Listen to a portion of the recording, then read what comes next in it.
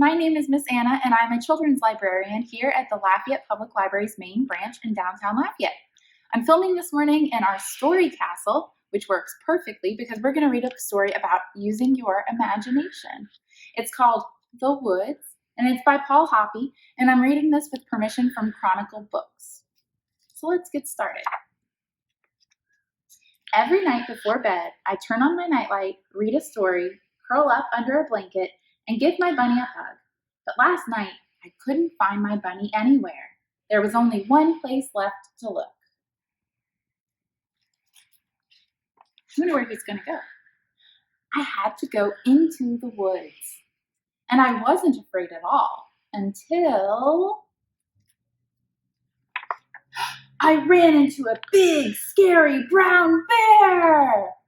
What sounds do bears make? They go, "Roar!" And that bear definitely looks like he's growling. But the bear was just afraid of the dark. He wasn't really scary, he was afraid. So I shared my nightlight with him. Then the big brown bear followed me deeper into the woods, and we weren't afraid at all until we ran into two scary giants. Look at those scary giants making silly faces at them. Not just one scary giant, two scary giants. But the giants were just bored. They didn't have anything to do. They're bored. So I shared my bedtime story with them. It was very nice of him. Then the giants and the big brown bear followed me deeper into the woods, and we weren't afraid at all until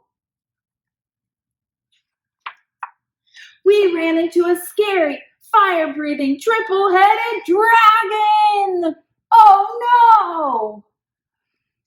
That's pretty scary. They look very afraid. But the dragon just had a stomach ache, so I gave him a hug. See, everybody's just feeling bad.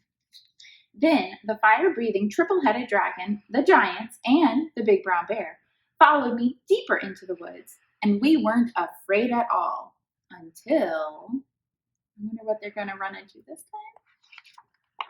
Oh, we came to a big, spooky, dark cave. At first, nobody wanted to go in. I don't think I would want to go in there either.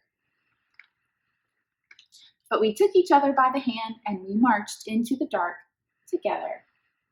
Everything's easier when you have friends to help you, right? And we ran into a very big, hairy, scary monster! Ah! He had something furry in his hand. Look at that furry thing in his hand. Can you tell what it is? It looks familiar. I asked him, "Why did you take my bunny?" "Because I'm lonely all by myself in this big, spooky, dark cave," said the very big, hairy, scary monster. He has the little boy's bunny. Because he was feeling afraid. He's lonely. "Why don't you come back with us then? We'll all share my bunny." So we did. Look at that monster's face now. He's happy. He's got friends. They're sharing the bunny. Everyone's happy. And we were not afraid at all.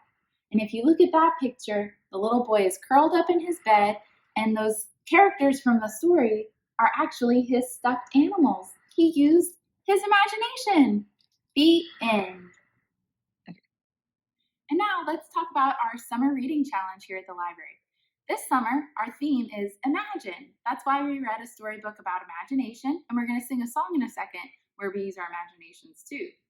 For the summer reading challenge this year, everyone across the board, children, teens, and adults, have to read 600 minutes in order to complete the summer reading challenge. After you read your 600 minutes, you can come by the library and pick up your prize pack. You'll also be entered, kids, for a chance to win the big prize at the end of summer, which is a bicycle. You'll also have the opportunity to complete some optional activities. You don't have to do them if you don't want to, but if you do, you'll earn some badges. And those badges get you more chances to win that bicycle.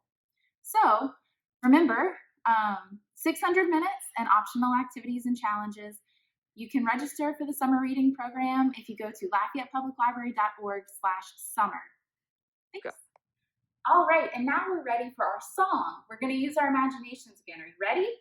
Today, I wore my crown because I'm imagining that I'm the queen of the library. Have you ever imagined that you're royalty too? Maybe a king or a queen, a princess or a prince? Great, then you're ready for this song. It's called If You're a Royal and You Know It. It's just like If You're Happy and You Know It, except we're royals. Ready? If you're a royal and you know it, clap your hands. If you're a royal and you know it, clap your hands. If you're a royal and you know it, then you really ought to show it. If you're a royal and you know it, clap your hands. If you're a royal and you know it, take a bow. If you're a royal and you know it, take a bow. If you're a royal and you know it, then you really ought to show it. If you're a royal and you know it, take a bow. Now it's my favorite part. Ready? If you're a royal and you know it, shout hooray, hooray! If you're a royal and you know it, shout hooray, hooray! If you're a royal and you know it, then you really ought to show it. If you're a royal and you know it, shout hooray, hooray! Thanks for joining us.